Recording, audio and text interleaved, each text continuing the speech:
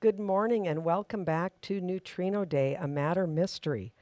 This morning we are going to be talking with Brian Malow and Simon Fiorucci, who is the project manager for the LUX-ZEPLIN dark matter experiment. They're going to be talking to us about this mysterious and very elusive dark matter particles that make up about 85% of all the matter in the universe, but has not yet been directly detected. So they're going to talk to you a little bit about that. And throughout the talk, you can submit your questions by commenting wherever you may be watching, whether it's on Vimeo, YouTube, or Facebook. So enjoy the discussion and welcome Brian and Simon. Great to have you with us today. Thank you, Constance. And how are you doing out there, Simon? It's pretty good. I'm in California at the moment, so I'm an hour behind you, behind Constance anyway. 3 hours behind me. I'm in Raleigh, North Carolina. Day starting. It's very nice as usual. Yeah. So you're a physicist at Lawrence Berkeley National Lab. That's correct. Yes. I was going to come visit you in March. It was actually my first gig that canceled. Right happened. Yeah, something happened, and we decided to do it by webinar. So here we are, connecting South Dakota to Northern California to North Carolina. And so I wore black in honor of Dark Matter Day. I figure it's dark matter. You went with your Sanford shirt. That's right. So let's jump into this. You know, it's interesting because I've previously visited Snow Lab that has another neutrino detector. And do they also do dark matter work there? They do, yes. I think they do. So that seems yes, pretty common. So it's kind of interesting. I guess I've talked now over the past couple of years to a lot of people about detecting neutrinos, including yesterday with Ryan Patterson. But I haven't really talked to that many people about detecting dark matter. And I understand that you've been in the field of detecting dark matter for 18 years already, since 2002. Yes, that's correct. That's 18 years. Good Lord. Yeah, Yes. that's kind of crazy. And now maybe we should get a little background, a little history. You've been working in this field quite a long time, and the whole concept of dark matter, it's not that old, is it? How long have we even been looking for dark matter? So maybe we need to start with what is dark matter, and Yes. and when did it enter our consciousness? It's been a gradual approach, I think it's fair to say. The first hints of something that we would eventually come to call dark matter, that goes back to the 30s. So that's almost 90 years ago. But it was fairly preliminary, and there was some observation by a Swiss astronomer back then in the 30s, who was looking at clusters of galaxies and studying their rotation and thinking something looks funny in there. And that's where they actually coined the word dark matter for the first time in German at the time. And then it largely went forgotten for decades. The second really important push on this topic came back in the 70s, where another astronomer, Vera Rubin, some of you might have heard about, actually looked at galaxies, stars inside a single galaxy instead of clusters of galaxies, so much smaller object, and so similar issues with the way they were moving around that required some additional matter to be introduced to explain properly, given our understanding of gravitation. So it wasn't until the 1970s and Vera Rubin that she noticed that for all the time that astronomers had been looking at galaxies, and they understood, they could tell by red shifts and blue shifts of stars how they're moving, but nobody recognized that there was something wrong. Like, what her recognition is that the galaxy was holding together and rotating in a way that didn't make sense. That's with right. the amount of mass that we thought was there. But it's kind of funny to me that astronomers and astrophysicists looked at galaxies for that long and didn't figure that out. It's it's a question of data and somebody to look at it. When people look at galaxy, they don't necessarily count all the stars and study their trajectory over the course of months and years. It's just not the first thing that people are worried about these days. If you talk about galaxy astronomy, people are looking at galaxy as a whole and looking at their redshift to figure out how far they are and worrying about the expansion of the universe. This is a completely different thing. And she just happened to have that right frame of mind to look at the right part of the data and realize that well, something's there. Yeah, that there had to be more mass than we Yeah, were seeing. that's right. So to make it short, the way this appears is, galaxies rotate around an axis, and with our understanding of gravitation, which works very well in many other applications, we're still sitting here and not flying off, for instance. Uh, they should have a certain speed as a function of their distance from the center of the galaxy. And they just go much faster, much further away from the center. And the only way to explain that is that there is a lot more mass around them that sort of keeps them in and keep them spinning. It's really hard to figure out another way to do this except to say, oh, actually, we have no idea how gravity works, and we just have to rework all of that. It's hard to do that and still be consistent with everything else we're seeing on a daily basis. Yeah, and it's all this matter couldn't be concentrated. So we know that galaxies have supermassive black holes in the middle, and it couldn't be all concentrated there. Like the understanding is there needs to be mass, not just concentrated in the center. Sufficient. I mean, first of all, we have a fairly good idea of how much is at the center. But having a lot of mass at the center would not make what's at the outskirts fly further faster. That's just not how this works. You need something out there too. So, and then so tell us a little of the very basic stuff of what we're talking about when we say dark matter and what and how much of the universe it makes up. So, there's this aspect we talked about, which is how do we even get a hint that there might be something like that? But then as people keep thinking about it over decades of studies by many people, they realize, well, actually, it's needed for quite a lot of stuff that we need to explain how the universe actually appears to us today. And one of the most compelling is how does it even get started?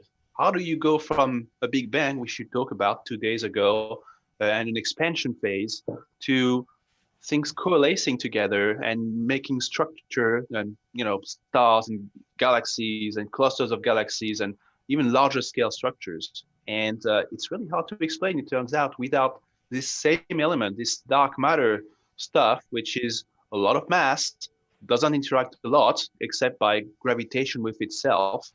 And sort of forces the clumping of the universe over a very, very long time. Today we have, well, in the last decade, let's say, we've really approached the level of computation ability to really simulate the universe, start from scratch and simulate how the universe comes together. And that particular part of a recipe, a huge chunk of dark matter, is really hard to not put in and come up with a result which even resembles what we have today. So interesting. Yeah. So let me step back and ask you a few personal things. Did you always know that you wanted to be a scientist? Oh, no, I did not. No. So I started out, I went to engineering school back in France. And as part of my last year internship, which is a thing we do over there, I ended up in a physics laboratory, the equivalent of a national lab, but different country.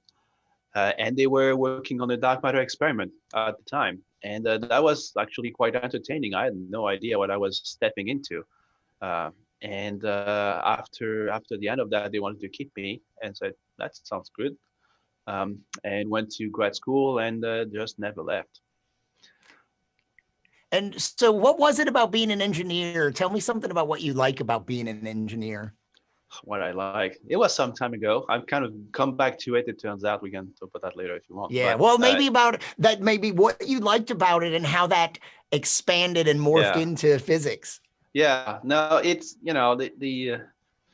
well, we could go into a long discussion into the way education works in France. I don't think we're here for that, but it's it's quite close. Obviously, a lot of it relies on the same scientific tools.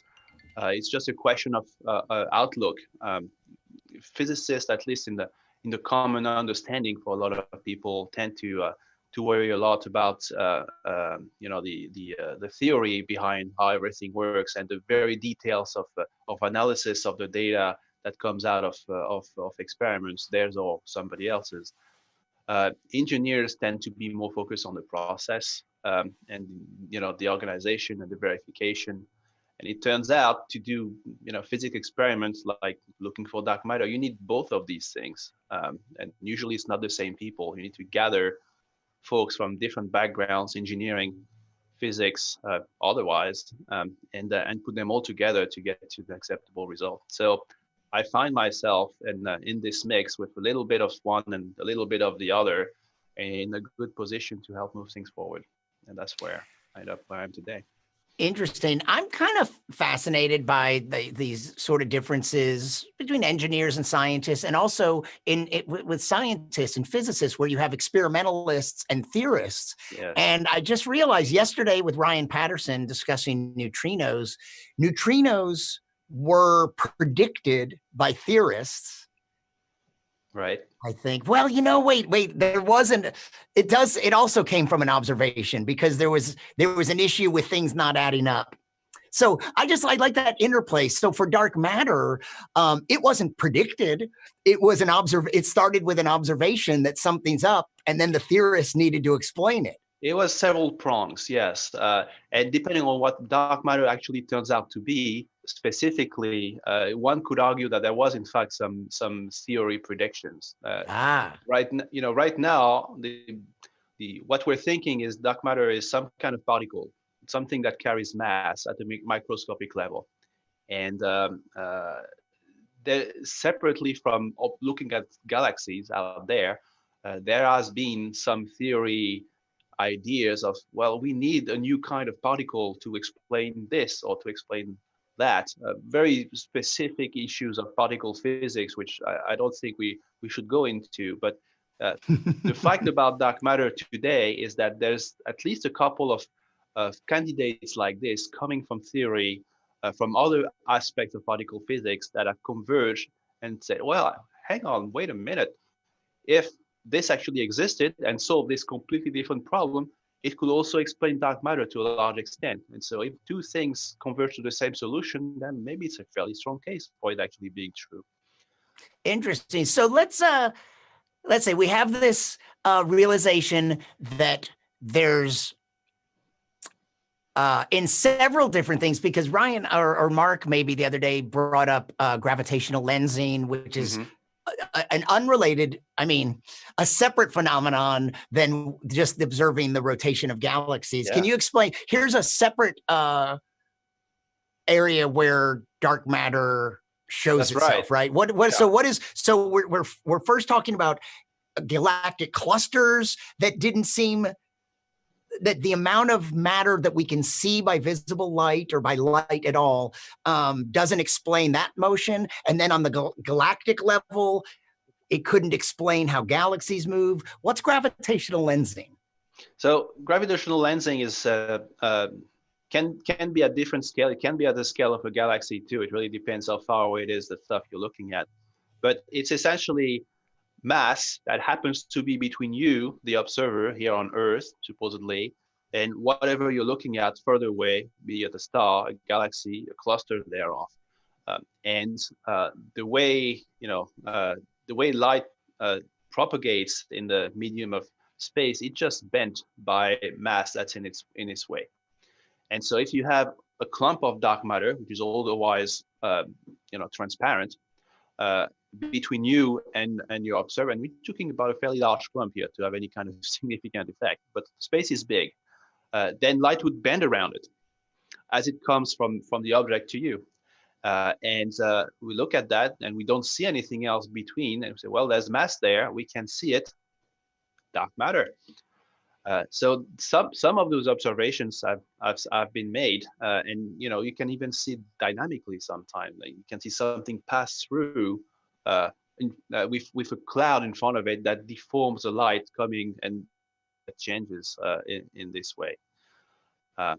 Typically, lensing is more used for more mundane objects detection. We have very dark objects like very dense and dim stars that can be between us and something else. That tends to also affect distant object light in the same way, but it applies to dark matter in a similar way. Yeah.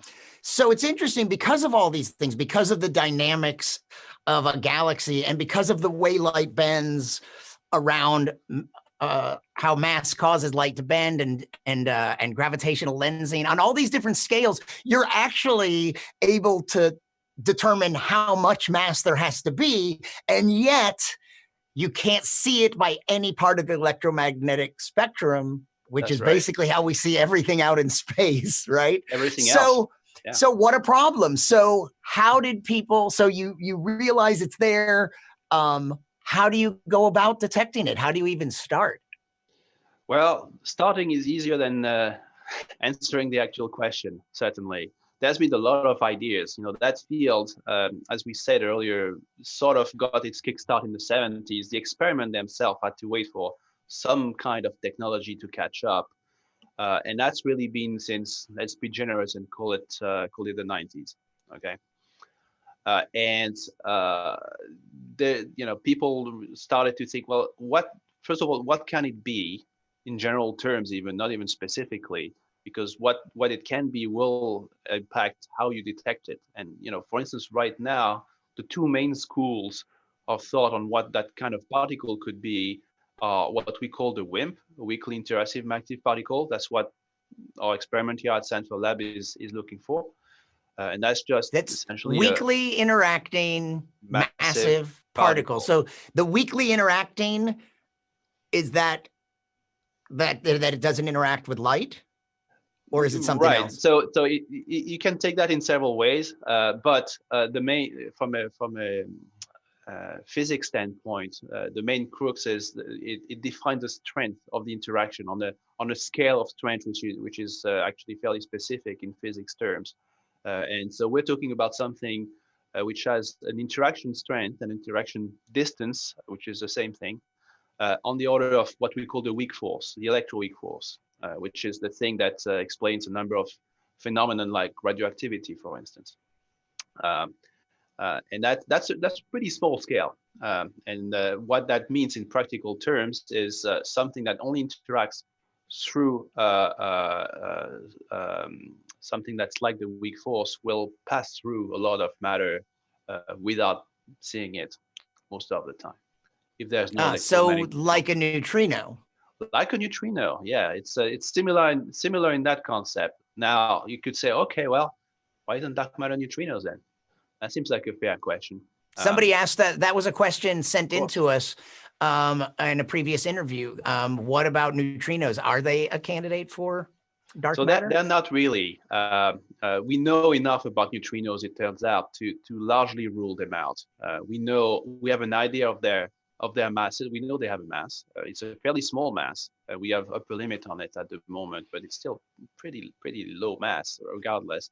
And we know that they are what we would call hot. They go at relativity speed, and it's very difficult to have something that zoom around that much be responsible for the formation of universal structures.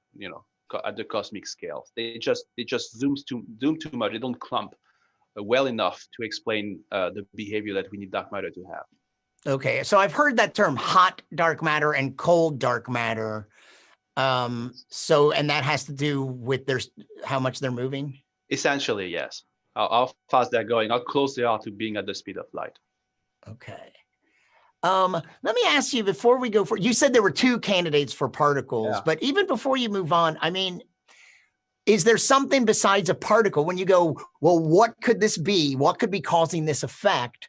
Yes. Is there something besides particles? What else do you ever, when you're trying to entertain every possibility, are there other possibilities? You know what? There absolutely is. You Yeah. know, and one of the big thing that has been really looked into in detail recently over the last 20 years easily is, well, we don't understand gravity. You know, maybe we understand gravity at the local scale, the scale of a planet or a solar system or even our own galaxy. And suddenly it seems to explain everything we see at that scale. But maybe at a larger scale, it breaks down. It changes its behavior in a way we have not predicted or understood. And there's been quite a lot of effort put into making modified theory of gravity that sort of changes at this very large scale and would explain that clusters of galaxies act the way we see them do, or stars inside the galaxy rotate faster at the edge than we thought they might.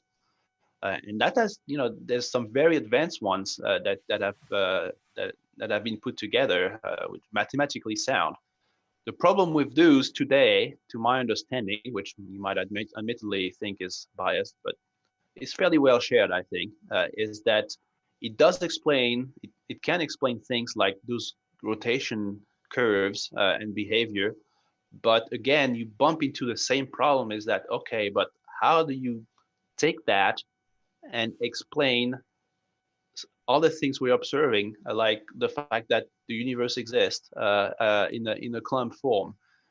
It's not easy to get from there to that, and you know, people have tried to put that in simulation, and they just end up with a homogeneous soup, and not so much a clump. Yeah. So people are still working on it. There's, you know, but it is. I think today it is not the preferred, most supported solution. And on this subject, we do have a question from the chat that asked, could it be that dark matter is gravity from another dimension and may be impossible to detect? Well, I'm not sure what that means.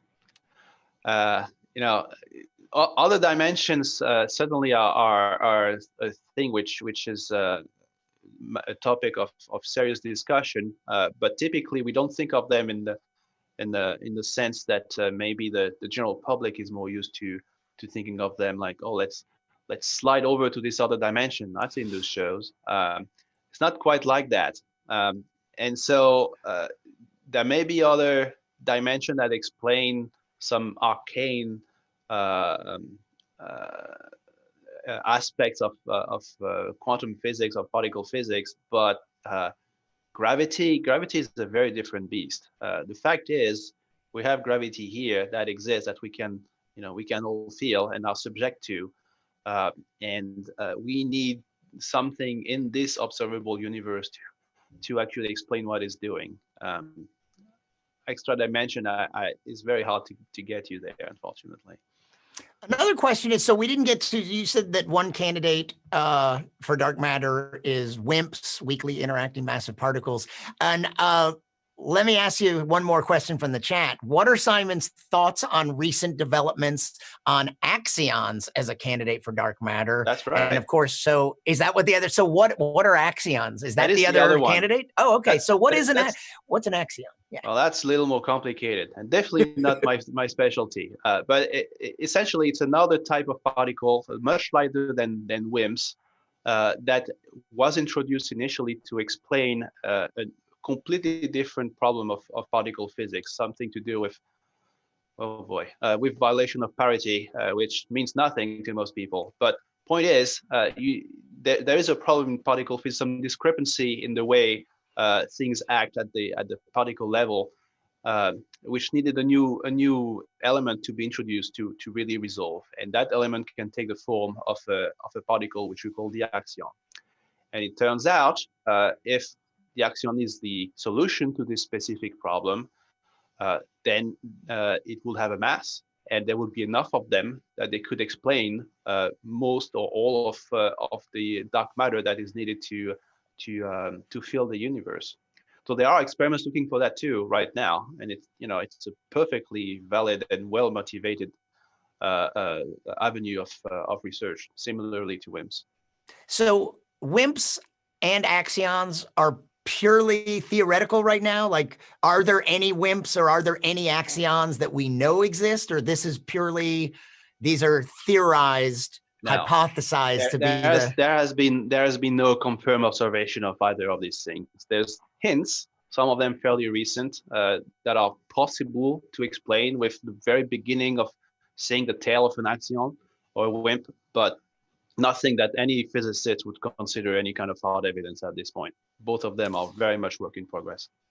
Okay, very interesting. And I do want to remind people, anyone watching, that on any platform, if you have any questions for Simon, send them into the chat and we'll try to get to them. So, all right, so let's get down to how we, so I understand that obviously the Sanford lab isn't the only place working on the detection of either neutrinos or dark matter. So I understand there's a bit of a, and I'm sure there's a lot of cooperation. I know there's a lot of cooperation between these labs like Fermilab and Sanford Lab, but there's also kind of a competition and a race. So how many different, like, what does it take to do these experiments? I'm guessing that they're not done it. They're not home done experiments Not done anymore. in someone's garage, No. right? So I'm going to talk about the WIMP search experiment specifically, because otherwise we will be here all day. And I know that part a little better. But yeah, they did start kind of like that. 25 years ago, detectors could fit in your palm, the palm of your hand. Oh, really? And they needed just a bench top and a little bit of a fancy fridge to get going. But they obviously prove unable to get anywhere close to somewhere useful as far as detection. And so they just kept on growing, growing and growing. The game in this, we're looking for something which basically interacts almost never. And in order to detect something which doesn't want to interact with anybody, it's a statistics game. You just have to wait long enough and look at enough stuff at the same time that you catch it red-handed. And so what that means in practical terms is you need to build bigger and bigger and bigger detectors to have more mass for a dark matter particle to interact with, and higher ability to actually see whatever tiny signal it leaves in that detector medium. And that's basically what the field has been for the last 25 years. We went from a few grams detector to all the phases in between, and these days we are the tens of tons of detector size. And well, we haven't run the tens of tons yet, so maybe we'll see something. But the ton level, we still haven't seen anything. So tell me about that. So the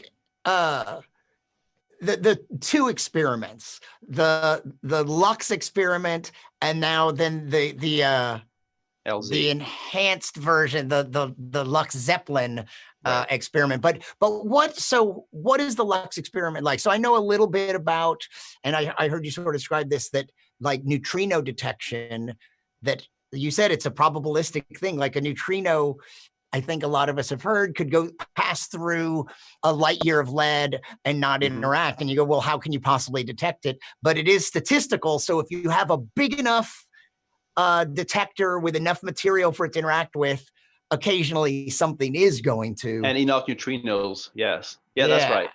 Yeah. So, and do neutrinos play into this at all, or that's just not really? They kind of are going to with this new generation of experiments. So what's this like? Like, tell me what the Lux experiment looks like. Okay, so I probably we have a number of people familiar with this concept by now, because we've been around for a while at Sanford Lab. But to make it short, we are using liquid xenon, xenon being a noble element, which has a number of interesting properties. That's our detector medium. And it's a liquid when we use it at cryogenic temperatures, and we just have to imagine a bucket filled with the stuff, and the bucket just happens to have light sensors looking at it around the periphery. And the way this would work, if a dark matter particle bumps into an atom of xenon, sublight will be created. I'm really summarizing this to very large degree here. But that's the bottom line. We're looking for so it's a giant, and this is underground as well, like the neutrino detector, for the same reason. You want to shield out all the other noise, so nothing interferes with your detection of this very, very faint at the surface of the Earth, like you must have heard yesterday, you know, cosmic rays are constantly bombarding us. You put your hands through, there's one going every second through it. And that would just be a huge, completely dominant signal over anything else we might try to look in there. So not only do you have to build this bucket of xenon, you have to really shield it from anything else that might reach it. And you can be very clever about how you shield it in a conventional way, you know, putting water around it and other materials.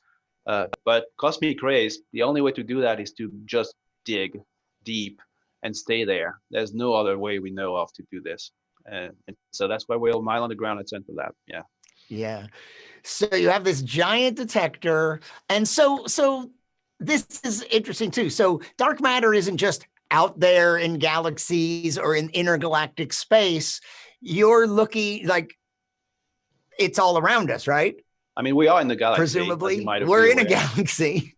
Yes. But yeah, no, you know, when we talk about clumping earlier, people really have to imagine that the clumps are really quite big in size. You know, the typical distance we're talking about, it's not the size of the Earth or the solar system or even the galaxy. It's bigger than that.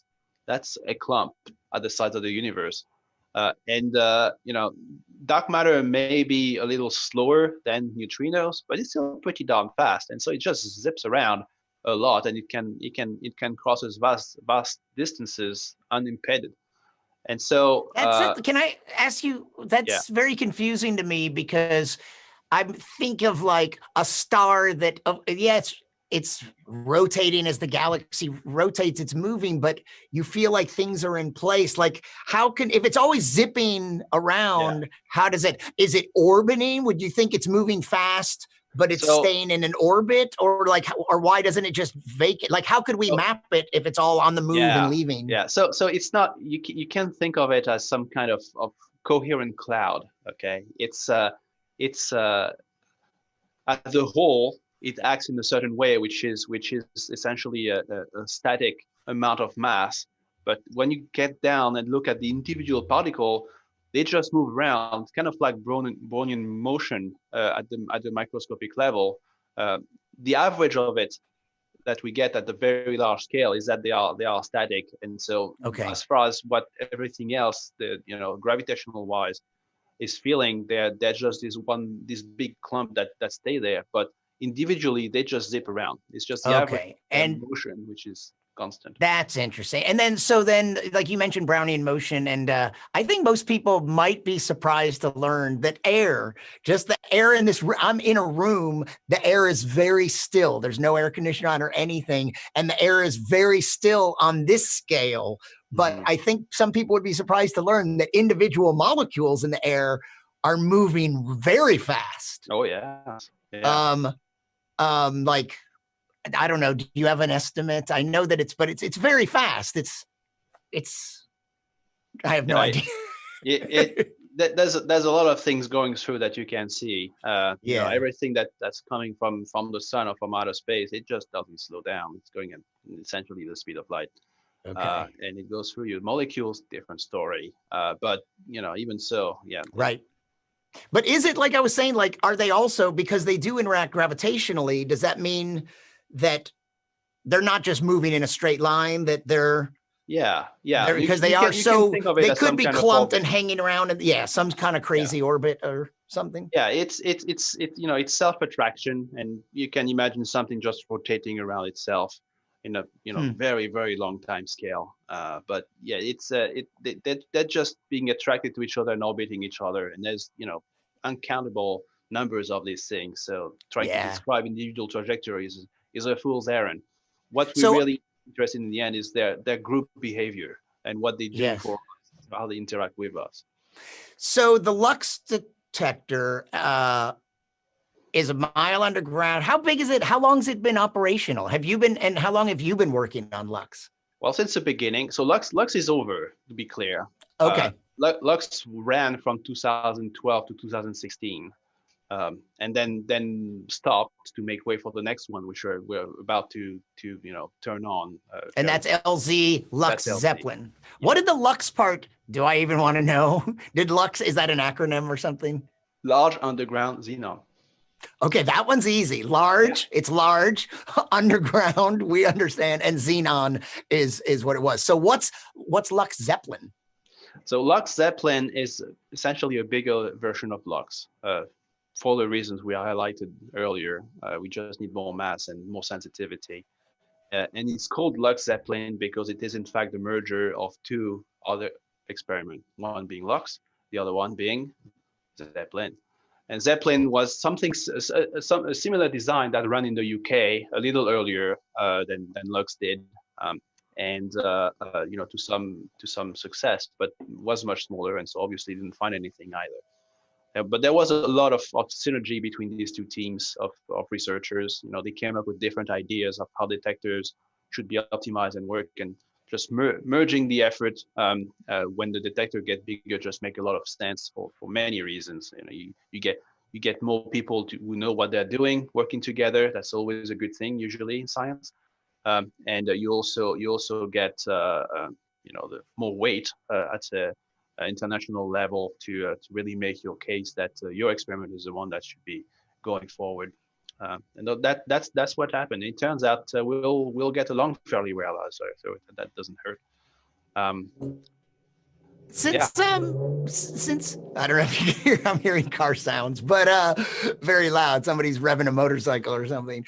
But since a dark matter detector is a large, complex, expensive facility, I might so how many can there even be in the world? How many teams are working on this? That's a good question. This might not be the same answer to both, but how many are there now? You probably we're counting about a dozen, and they're not all the same technology. That some of them are looking in niche portion of the parameter space, which probably is jargon, but they're not looking at for exactly the same WIMP, is what this means. But many of them are looking in the same way that LZ is trying to do, and that's probably on the competitive side of it. Let's call it a handful. And there's one that looks very much like LZ, which is running in Italy right now, called xenon, in fact, because we have a lot of imagination. And there's another one which is running at Snow Lab, which we were talking about earlier, which uses something completely different, germanium crystals as a detector medium, called CDMS. There's a few others. There's some in China. There's some in Japan. Overall, right now, I think it's fair to say that noble liquids tend to have the advantage in terms of looking for the traditional WIMP, which is a thing, believe it or not. And then semiconductor like germanium have more of an edge looking for lighter versions of the same WIMPs. And so both of these things are going on in parallel. And then there's actual direct competition between several of the experiments at the intentional level. And that's both a blessing and and a way to ensure that everybody puts in their best to get there first. It's not completely a waste of effort, really. Motivation plays a huge role in those very, very long and complicated undertakings.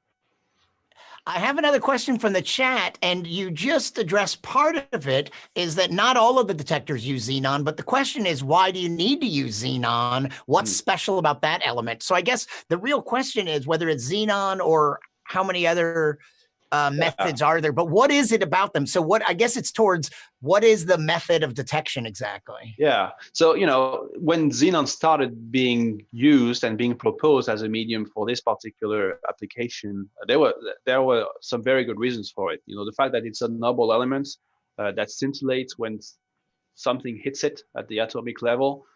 That's one big reason. You need something that you can extract signal from. And let me ask you, when you say it scintillates, I mean, that's a word that like we kind of know, but what does it technically mean for a physicist? Yes, of course. So scintillation in this context means something very specific, which is if an atom of xenon in this bigger vat of xenon experiences a recoil, so something bumps into it and makes it move, then it will kind of get flustered and emit light. And that's what scintillation is. And it's a very small amount of light. We're talking about a single atom, so it's a few photons every time. But with our current technology, that's actually something we can see.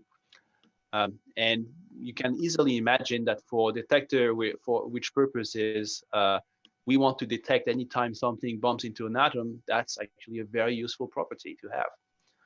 So that's what that's what scintillation is. Now, what was I trying to answer? Oh, so like what other candidate, like Yes. it's like what's special about xenon? What other candidates are there? So and thrown in with this, I guess. Okay, yeah. So is it all noble elements? Yeah. Or, so no, it doesn't have to be. It just makes it easier because they tend to be, chemically inert, easier to purify.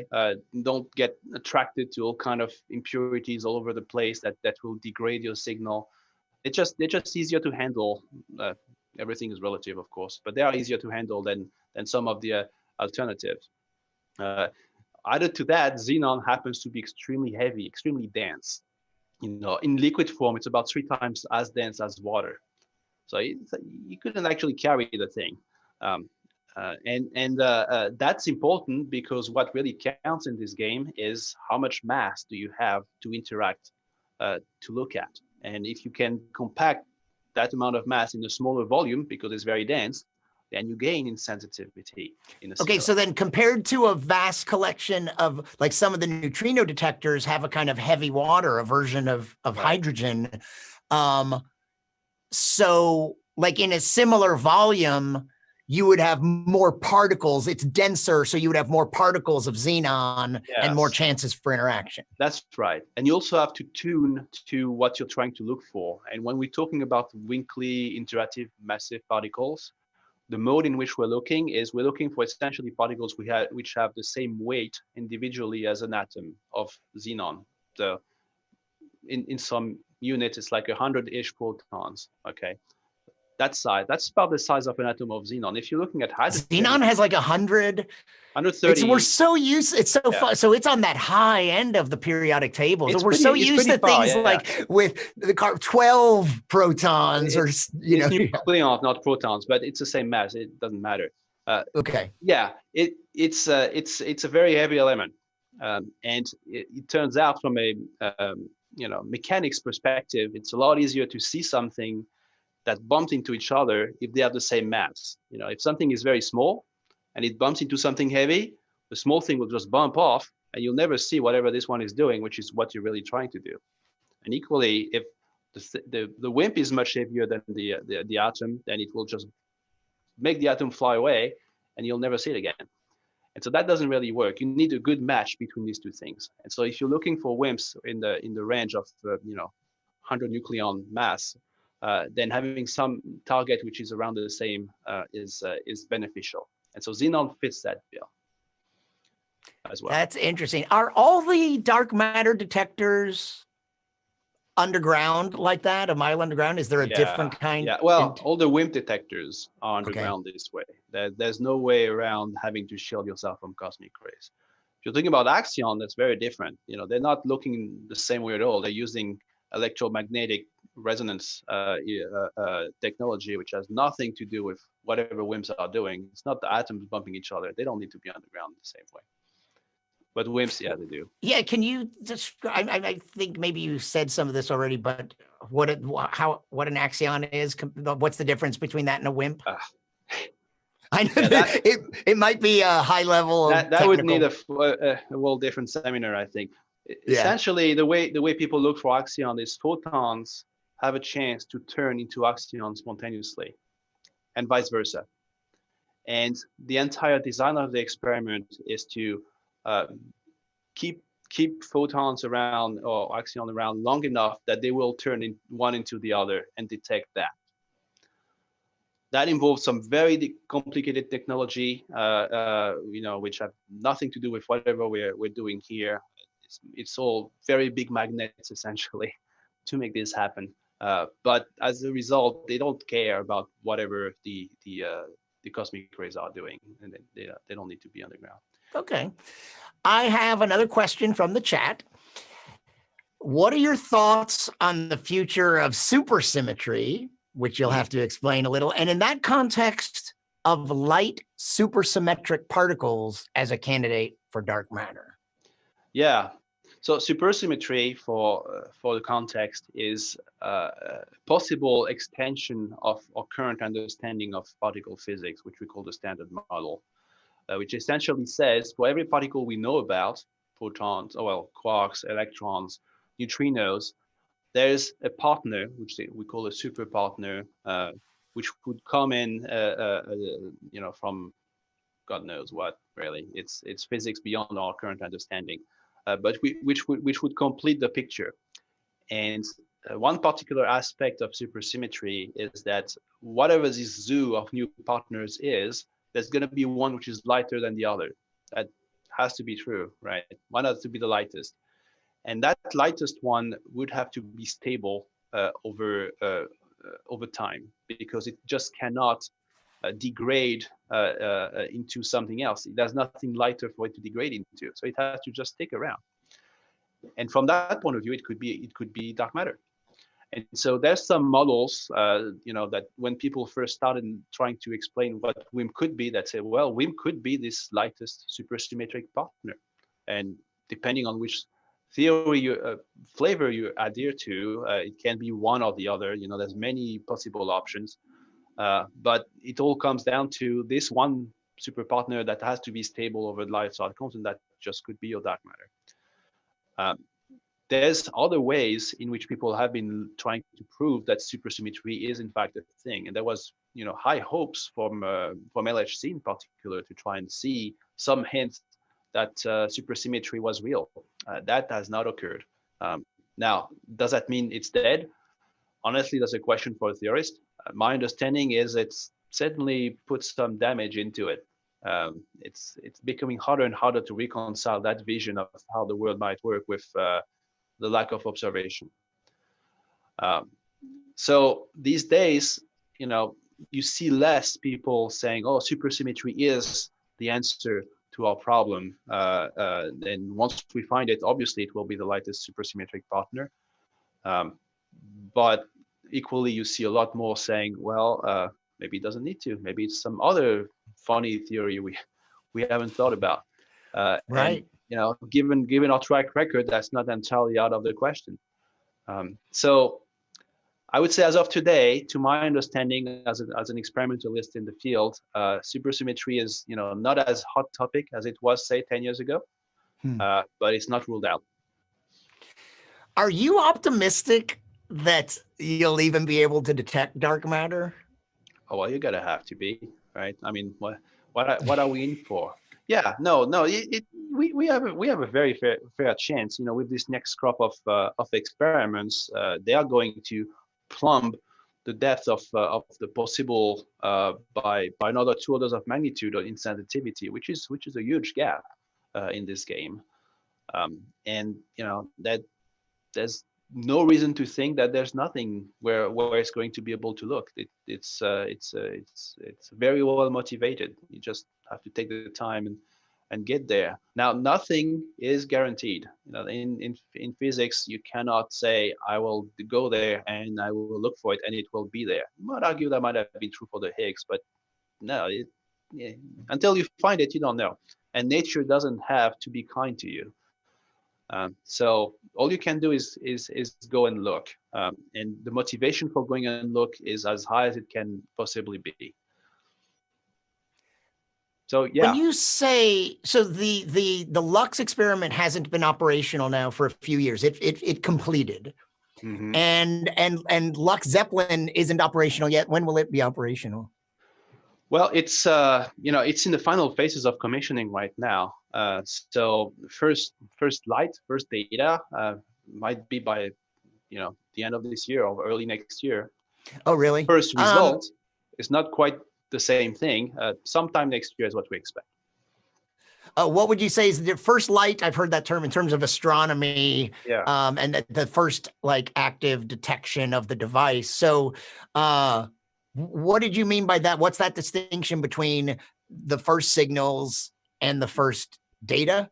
Yeah. Okay. So, you can build your detector and you can turn on all the electrics and start, acquiring data and putting it on your computer disk. But that doesn't mean it's useful. These things need a lot of fine tuning to actually get to a point where it can be useful for looking for dark matter. You have to understand your thresholds and what your triggers are doing, and all the xenon has to be purified enough, and that takes some time. You have to work out some quirks because there's a lot of things that can go wrong in subtle ways that you have to account for and check and double check and validate, and that just takes months in practice if you want to do it properly. So the time scale we have is, toward the end of the year, um, we start turning on, and then we work out those quirks, and we calibrate the detector, and eventually we convince ourselves that it is fit for dark matter search duty. And then we start taking real data that we can do some science with. Okay. And let me ask you, when you say, so this is going to operate at increased sensitivity, like you need to build something, like what does that actually mean here? What do you mean? So like in terms of a light telescope with a sensor, you're trying to detect, make an image out of fewer and fewer photons. It's more and more sensitive, so you can make an image out of fewer photons. But what does it mean in this context? What does sensitivity mean? Yeah, so in this context, you can think of sensitivity as sensitive to more and more unlikely interactions. It's the probability of the interaction that defines your ability to see anything. And so, for the last 20 years, we've gone from expectation that we would see an interaction from a WIMP with real matter in a few grams of detector every day to you can wait a year in a ton and you won't see anything. And we're pushing that. Now we're going into 10 tons and you might still not see anything. Okay, so it's more like how rare it is? Yeah, how rare it is, and your ability to tell it, to actually see it when and if it does happen, among everything else that might be happening around you. As we discussed, we try very hard to limit the amount of noise, which means everything that's not a dark matter interaction that's happening, but it's never zero, and it's always going to be overwhelming compared to a rate which essentially tends to zero. And so, sensitivity is both a function of how long you can wait, how much stuff you have to look at, and how well you've done a job of just removing everything else that happens. Interesting. So in my conversation with Mark Hanhart about the Big Bang 2 days ago, he mentioned that, so here you are a mile underground where the Earth is shielding you from all that other noise, cosmic rays and everything else, so that you can make this faint detection. But he said that humans are radioactive. So you have humans down there underground in the vicinity of the detectors, and humans are radioactive. Is that relevant to? It's absolutely relevant. Yeah. No, I mean, humans, to give you an idea of scale, the average human like you or me will emit about 10,000 photons every second. And when you're looking for those something, mostly, those are like low level, like infrared, like? No, they tend to be more like gamma rays. Gamma rays. So that's even higher frequency than visible light, right? Higher energy. Yeah, that's right. Yeah. So that's the radioactive. We're giving off gamma rays. Yeah, gamma rays, X-rays, that sort of thing.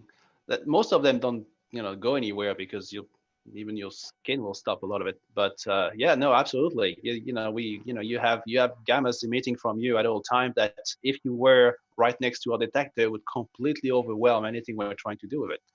So, that being said, if you put a few meters of water between you and the detector, then you're invisible. Okay. Water is so very good the at humans at their computer stations, at their workstations, are underground sometimes, but not right there by the detector. No, you can't. No, this thing lives inside a big vat of water, which has, which is 8 meters in diameter. And so anything from the outside essentially cannot reach it to a level that we would care about. That's all it takes for that kind of radioactivity to go away. That's fascinating. That said, humans are not the only thing that's radioactive. The detector, we have to build out of something, right? We have to build out of metal and plastics, and there's cables in it, and all of that stuff is radioactive too. Yeah, what about all that? And so, a very large fraction of the effort for building these detectors goes in fact into selecting and screening and, a lot of chemistry essentially to make that as low as it can possibly be. And then it becomes a game of living with what you have and designing in such a way that you have essentially a radioactivity budget for building the stuff that will not kill your ability to do science with it. And that's interesting. Huge undertaking.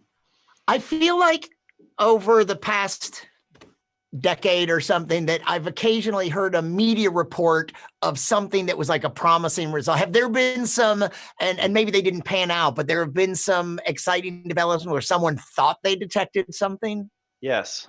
Yeah. Well, there was even some last week. Our competitor in Italy released some new data which said there might be a hint of something that we saw.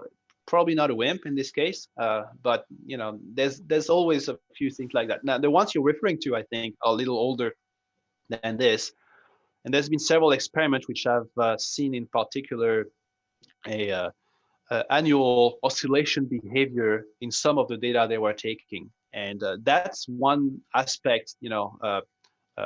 Rate of dark matter interaction as a function of time, which oscillates with a yearly period, which would be an expected behavior of interaction from WIMP. Why? Because let me try to use my hands. Because we're on Earth. Earth orbits around the sun. It turns out a yearly period. That's kind of the definition of it. And if on average it goes through this cloud of dark matter, right? So it orbits the sun, but the cloud is always here. But from the perspective of the Earth, at some point it will go through the cloud in the direction of that the WIMP are going into, and the rest of the year it will go opposite to the direction the WIMPs are going into. So this is sort of like the classic Michelson-Morley light experiment with the ether. It sounds analogous to.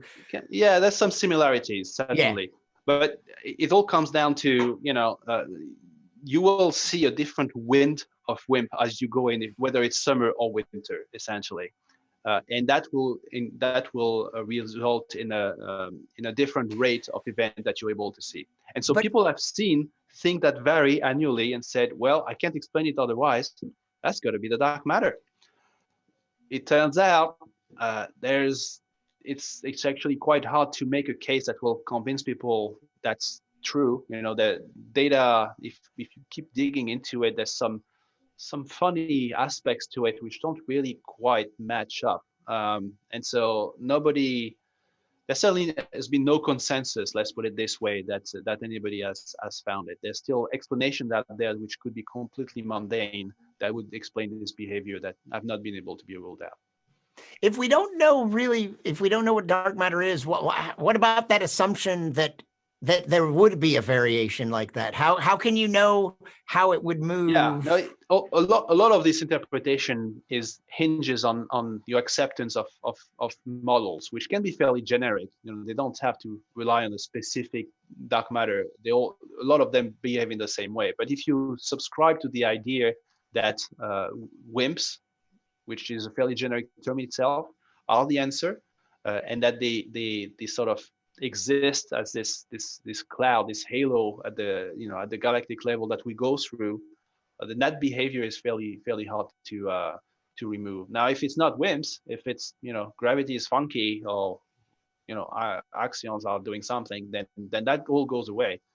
But there's no getting away in physics from having to interpret your data in the framework of a set of expectations. Try to make those as large as possible, but at some point you have to assume something. Right. I have a question from the chat that asks, how can you tell if some material has low radioactivity and is good for the experiment? Yeah, So that actually is a fairly well developed technique. There's several of them, but it's a well developed area of research on its own. People have designed what we call screeners, which can detect gamma rays, which can detect alpha particles coming off of various materials, and essentially you take samples of everything you're going to build your detector out of, and you put them in those machines and you look at them and you see what's coming out of it, and then you do some math and you figure out how much is going to give to your detector once you build it with these materials.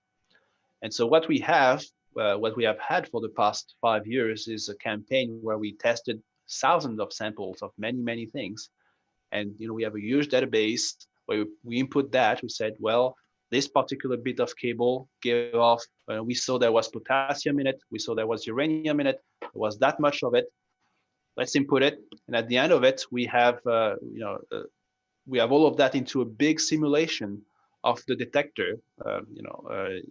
Think of it as a CAD drawing, but with information about radioactivity on top of it, and we just run it, and it tells us how many events, how many interactions is going to give into a detector. And if something is too hot, is not suitable, then we have to go away and find something again.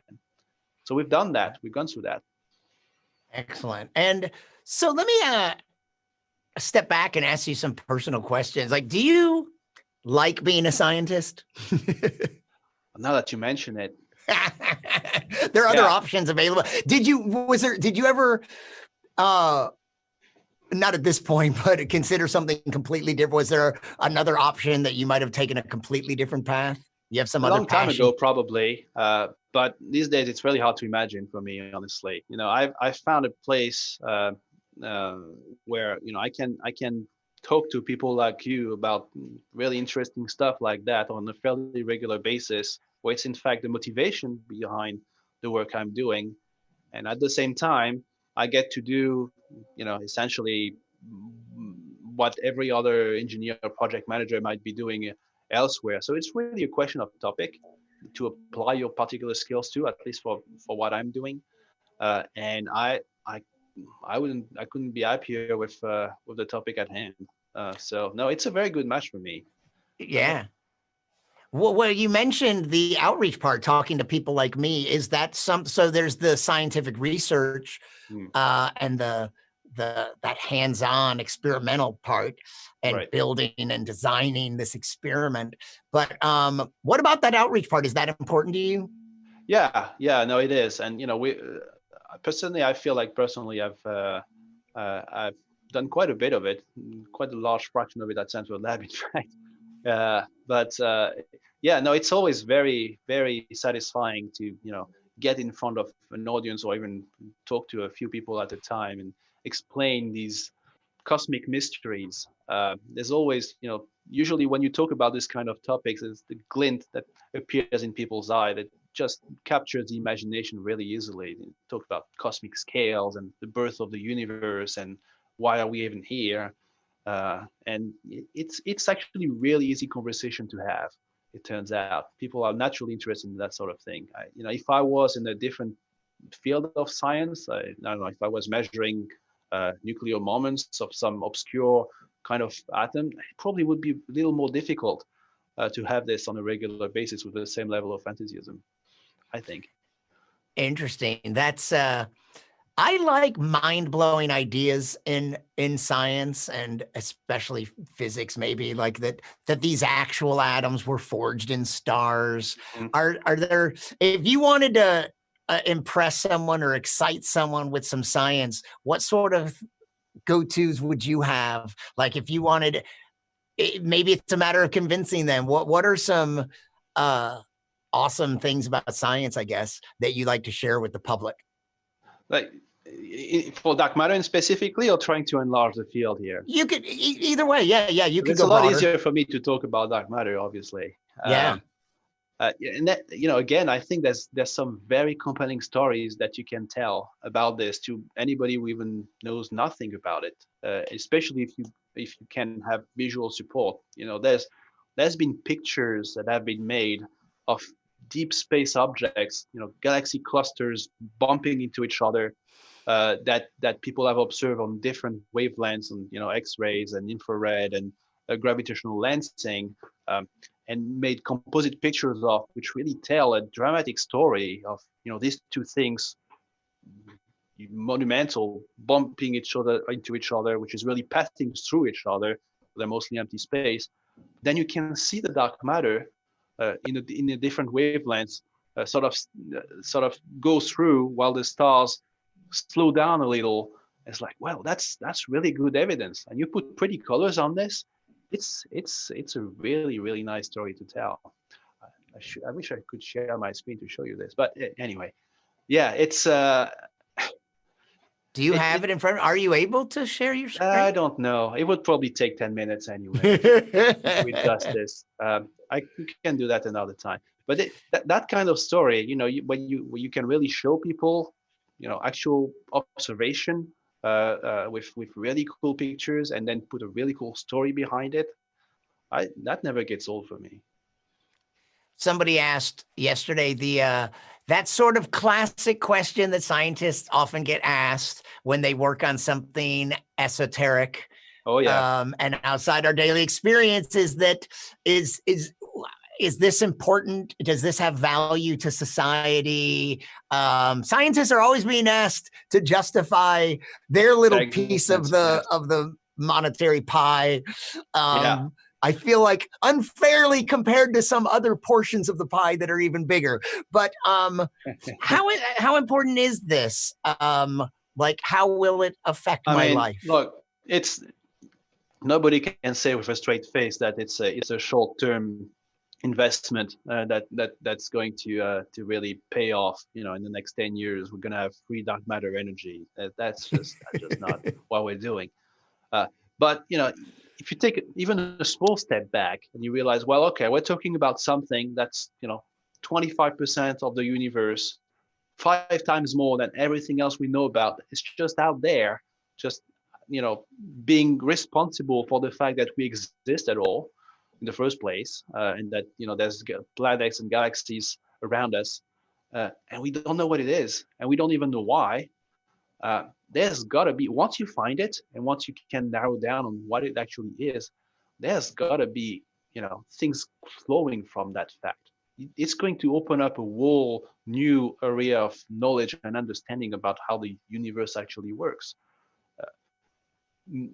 Refusing to go there because you don't immediately see how you're going to be able to sell it, that it just doesn't compute for me. You have to go and know, even if you're not a scientist, you have to realize that just being able to understand, or beginning to understand what that stuff is, has got to be a better thing for humanity as a whole eventually.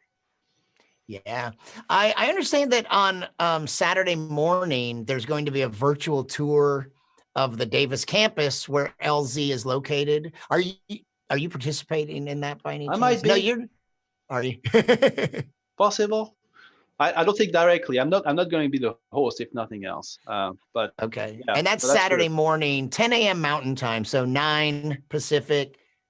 That's in the same time slot where we're talking right now on Saturday morning, and of course on Saturday afternoon, at 2 p.m. Mountain Time, 4 p.m. Eastern. I'm performing. I'm doing a comedy in an empty room, talking to a camera of virtual attendees. It's going to be great. Yeah. And tomorrow is actually my final interview for Neutrino Day. So we started on Tuesday with, I interviewed Mark Hanhart about the Big Bang. And all of these are available online on the social media channels for the Sanford Lab and on the website for Neutrino Day. So there's we started with the Big Bang with Mark, and then yesterday with Ryan Patterson, we discussed neutrinos. Now today with Simon, we're talking dark matter. And the final interview tomorrow will be Katie Mack, who's also a theoretical astrophysicist, and we'll be talking about the end of the universe. We started with the Big Bang, we'll end with the end of the universe, and she's a cosmologist. And maybe she can correct a few of my of my statements on the theory side of things. Maybe. Yeah, because she is a theorist. I guess everyone else has pretty much been an experimentalist associated with these experiments at SURF. Yeah. So yeah, really fascinating, and that ought to be really fun. Well, it must be really exciting that one thing that scientists get to experience is seeing something that no one's ever seen, is seeing it for the first time. Yes. And before the world is let in on it, discovery. That must a rush. Yeah. Yeah. And frankly, even without the discovery, it's already a rush. You know, when you've worked on building a thing which is essentially the top of its game for years, for many years, and then you get this first data and, you know, either conforms to your expectation or something funny is in it, but you just don't know. And nobody has seen it before. It's always extremely exciting. Yeah, I love that. I mentioned this in other interviews because I always think it's remarkable that scientists, like, you know, most people don't like problems, and scientists like problems and the challenge of working and solving a riddle. Absolutely. Oh, if you don't like that, you should find another job. It's always problems.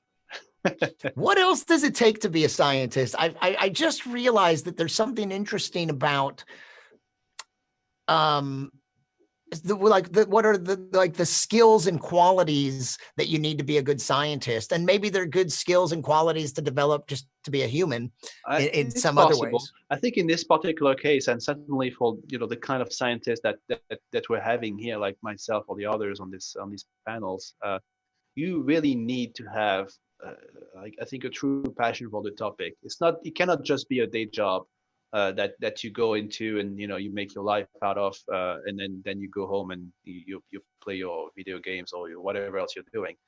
You have to really be invested in it. Otherwise, it's really hard to justify to yourself being there. You know, a lot of these scientists are extremely smart, extremely capable people. They could be hired in the industry by, I don't know, by Google or places like that, or NASA or whatever, for much higher paying jobs with 3 times the salary. And the reason they're not doing that is not because they can't, but because they actually are personally invested in the question they're trying to answer. And I mean, we need people like that to really feel a sense of duty is a wrong word, but that this really hinges on them personally to go and solve, and they just have to stick with it, and that will be their contribution to the common knowledge for everybody else. You know, you really have to feel that this is your calling, I think, to stay in it. That's really interesting. And it reminds me of something that scientists have in common with teachers, for instance. Yeah, teachers are notoriously low paid, and yet they do it. And we want good people to do it. And good people do it because it's what they want to do. And frankly, a lot of the scientists are teachers at the same time. Yes, absolutely. Is there something you wish more people understood about science? About science? You know, I think locally maybe people understand that fairly well already, but it always bears repeating in that, you know, we're really coming to Sanford Lab and to places like it to do our experiment, to build something that you essentially can't build anywhere else. But we're not, you know, we're not parasites in the community. We are very much part of it. You know, people move out there and stay for the long term. They integrate into the local fabric of wherever they happen to be. They just participate in the life around it. And I think, you know, big institutions, which Sanford Lab is basically becoming big enough to merit that qualification, I think is a huge boon to a community, not just because it brings in a few jobs, but because it brings in new people, you know, and new outlooks, and just makes life more interesting around. Very interesting. So, but you're in Berkeley, so you're operations manager for LUX-ZEPLIN. Is that the sort of role you had on the Lux Experiment? Essentially, Or I kind of graduated a little bit, but yeah. and were you in South Dakota? Were you there at SURF for that, I or was there are a you going to lot. have to be? It's like so. I mean, Lux Zeppelin isn't operational yet, but Right. are you going to have to be on the ground there at? Are you going to? So personally, less so. I've been promoted enough at this point that I get other people to do it for me, essentially. But yeah, no, as with every management position, you have to go there and see what people are doing on a regular basis. I just won't be the one turning the wrenches for the most part, Okay. or pushing the buttons. Yeah. We have a huge team. It's not just me and a few people at Berkeley. It's 350 people internationally to make this thing work, and everybody really wants a chance to go there and be part of the adventure themselves. And so there's going to be a lot of rotation. There already has, less so these days, but there's been going to be a lot of rotation of everybody coming in and participating in running the detector, taking the data, looking at the data, writing the papers, and a lot of that will happen in Sanford Lab in South Dakota. Yeah, and you mentioned this earlier as well, that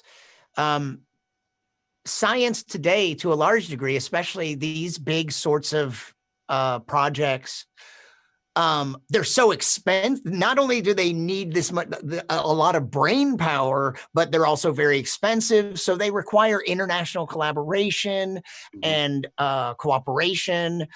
Even when people are competing, like different teams are competing. But I'd like you to say something about that, because politically, there can be so much divisiveness in the world, nationally, internationally, but science and big science like this really needs international cooperation, doesn't it? Yes, no question. And especially as we get to the end game, we think of this particular area, the WIM search, the dark matter type experiment. There comes a point where you just have to combine all of your forces. Where we're sort of one step removed from that right now, I would say. We still have this next crop of experiments which are starting right now, there's like a handful that are really meaningful. It's looking in slightly different ways, and you can think of that as a down select process, um, which is sort of Darwinian in nature, more or less. There's some political forces, as you mentioned, but still, in the real world, it is kind of like that. And eventually, if there's a case for it, an even bigger one, the last dark matter experiment might be the thing, and that there is no question there, I think, in anybody's mind that there's going to be the same amount. It's going to have to reduce, and everybody's going to have to combine forces and just build the one best detector that anybody could build to end this particular adventure. Right. We're And working on that today, kind of already, especially the younger folks who will not be retired by the time this occurs. But it's it's in people's mind, and despite the current state of competitivity, there is already some understanding that things come together in the end. Yeah. there are reasons for competition in science. It's not like competition isn't it's a kind of neutral word. Like there's some negative. Sometimes we think of competition as negative, but obviously there's something positive about competition. It's motivation. And it's motivation. And also there's this economic reality of where you have to publish some stuff, for your job, you have to make some advances. And so there is this thing of like a little tension between cooperation and competition. Well, and people want credit, but I just wonder how much do you actually cooperate? So one project like LUX-ZEPLIN requires vast cooperation, but how much do you compare notes with the other facilities, competing teams, so as quite you a bit, all race but towards this prize? It tends to be after the fact, I think, I would say, in that people tend to keep their cards a little closer to their vest as they are running or building, so that they get some kind of edge in case somebody finds a damn thing. You really want to be first at that. But afterwards, usually people are extremely open about what they've done, not only their successes, but also their failures, so that everybody can learn from it. And I think it's fair to say that both, our experiment, LUX-ZEPLIN, and the competitors around the same time, both have learned from each other and adapted elements of what the other have been doing into their design and into their logic for their science planning. And that, that's very beneficial. You can't really expect people to just share everything all the time, because then they would just be the same experiment. So that, but people are not shy once they've gotten their result, when their data is published, about really discussing all the details of what they've done, including the embarrassing mistakes, and that's what really makes it go forward. Yeah, sharing that's very interesting, because sharing successes, you go, oh yeah, you can model that, we can do what they did, but hearing about those mistakes, that's the most important it can part. prevent you from wasting your time making the same mistake. Yeah, absolutely. It's crucial. I mean, there's so many very complex parts in those experiments that, literally we're making up. Nobody has done this sort of thing before by construction. That there's going to be a large amount of mistakes. Some of them you'll recover and catch fairly early. Some of them you'll just have to wait until after the experiment is over to realize, whoopsie, we did that. And yeah, you don't want others to go through the same thing. It's just such a monumental waste of resources. Are there questions or a question that you most want the answer to? And maybe it could be about your research, but it could be broader, or maybe you have more than one answer. What are the sorts of questions that you really would like to know?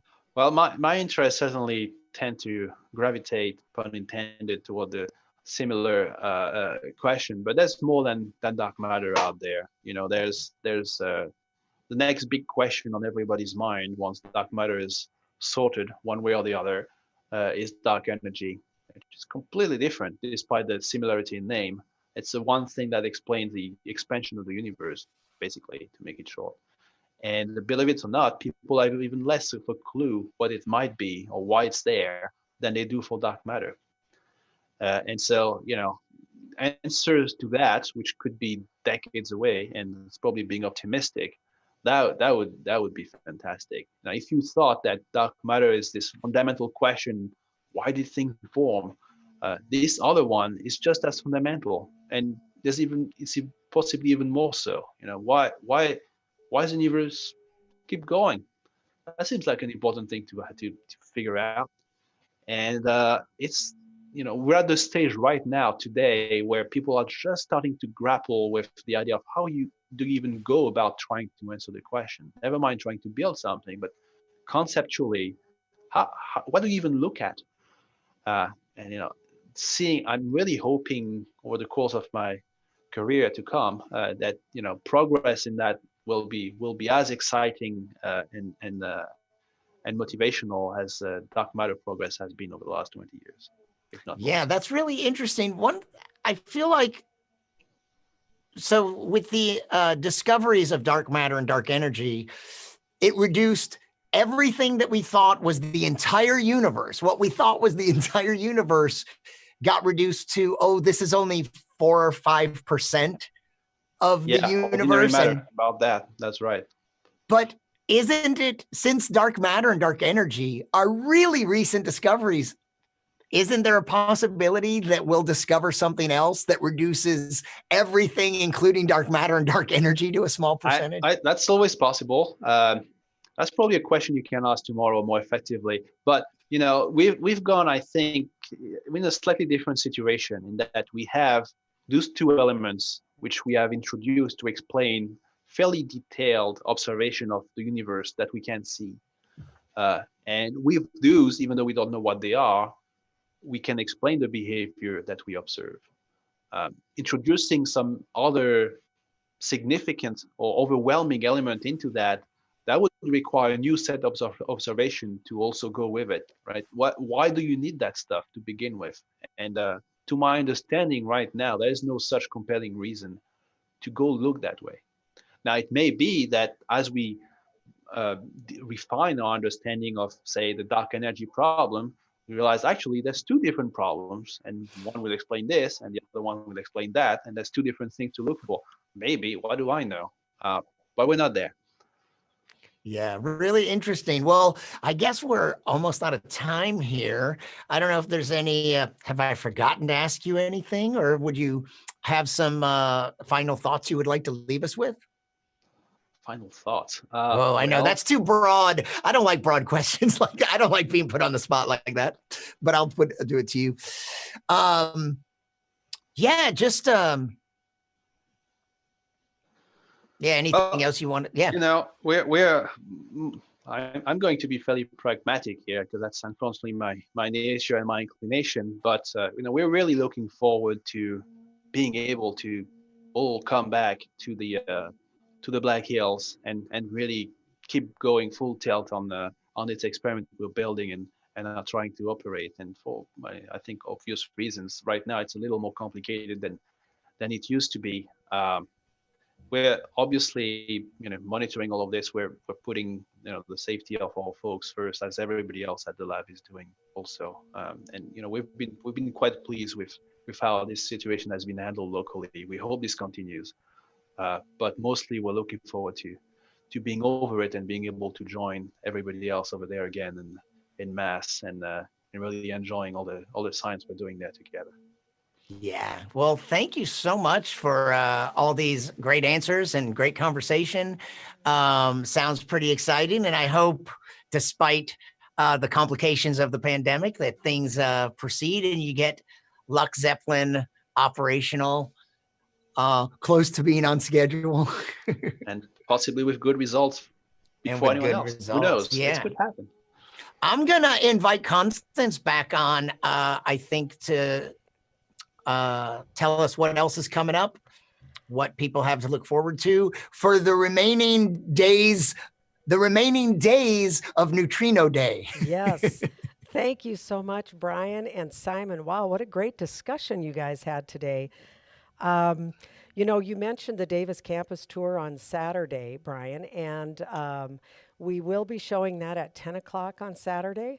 And Simon, I don't think that you're in it at all. I think it's being led by Jarrett Heiss, who is our science director, and he is going to take you through the Davis campus and into the LUX-ZEPLIN experiment, which is really in a fabulous situation right now, and we still have some of the scientists working here who are just, you know, a joy to have on site. Now, one other thing I wanted to bring up, you know, yesterday, Brian, we talked a little bit about our education and outreach team and the things that they're doing that kind of coincide with the science taking place here at SURF. And one of those is, well, there are a couple things today and Saturday. On Saturday, Deb Wolf, who is with our education and outreach team, is going to help our viewers investigate the unseen. So some of these very things that Simon was talking about today. How do you know that dark matter is out there? What are the signs? What does indirect evidence tell us? And so Deb will be exploring that on Saturday. And then today at noon, Julie Dahl, who is one of our education specialists, is going to lead a reading of Sarah Lata's book, Stella Bright and the Dark Matter Mystery. Simon, is that part of your library of dark matter books? I have heard of it, but I must confess I have not read it. Well, if you stick around, you might be able to do that today. I think it's going to be fantastic. And Julie is also going to tell our participants how 2 of them can get a free signed copy of the book. You know what's interesting is we talked with Sarah Lata about whether it was okay for us to use the book for Neutrino Day. And not only did she say, yes, go ahead, she got very excited that we were going to use her book and said, hey, I'm going to offer this. So I'll let Julie tell our viewers a little bit more about that.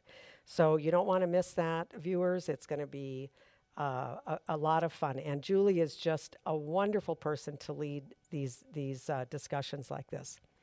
Now, I've got some other anytime activities and other things I'd like to remind people about today. So always anytime activities on the website, www.neutrinoday.com. Just get on there and find something you want to see, something you've missed even. You can go back and look at it. Don't forget to complete your investigator notebook, because that's going to get you the opportunity to win one of our prize packages, which are just amazing. And then we also have, well, we've talked about the beginning of the universe with Brian. We've talked about these other particles that help that make up parts of the universe. And so tomorrow we're going to be hearing from Katie Mack, Brian, right? She's going to join us to Exactly. tell us about how the universe might come to an end. Not for She's a cosmologist, and she's just written a book that's about to come out in just a couple weeks, her first book, and it's about the end of the universe. But I want to assure our readers that they don't have to worry about this happening anytime soon. No. Correct? Okay. Well, you know what? in like the most likely, we're gonna discuss the most likely candidates for how the universe will end, not just.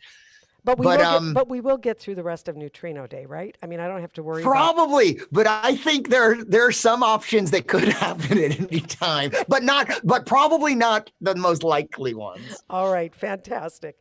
So the other thing that we've got going on this week is, you've seen the hoist room tour, or perhaps our viewers have physically toured the hoist room. But what really makes those hoists work? Well, tomorrow we're going to be joined by yet another member of our education and outreach team, Nicole Reiner, who is going to talk about the math behind the hoists. And I'm pretty sure she's not going to make you solve algebra problems or trigonometry, but she is going to talk a little bit about how all of this happens and what kind of math goes into making these work. And Simon, you might be interested in that because you're an engineer. You might enjoy that. Possibly, yeah. So again, remember to fill out your investigator notebooks. And Brian, I'm putting in a plug for this. Submit your bad science jokes by filling out the submission form attached to that activity on our website, neutrinoday.com. And finally, a reminder to share your experiences with Neutrino Day, a matter mystery, on one of your favorite media platforms, and hashtag Neutrino Day 2020. We'd love to hear from you. Neutrino Day 2020. And then I forgot about Saturday. Speaking of science jokes. Yes, Saturday we are going to have Brian back again to do his own bad science jokes. Hopefully really good science jokes. I'll have to be worse than the ones that we hear on Friday. You're going to be great. We're going to enjoy that. I do need to say a special thank you. I should just do a show only using the jokes that were sent in. Oh my gosh, that would be hysterical.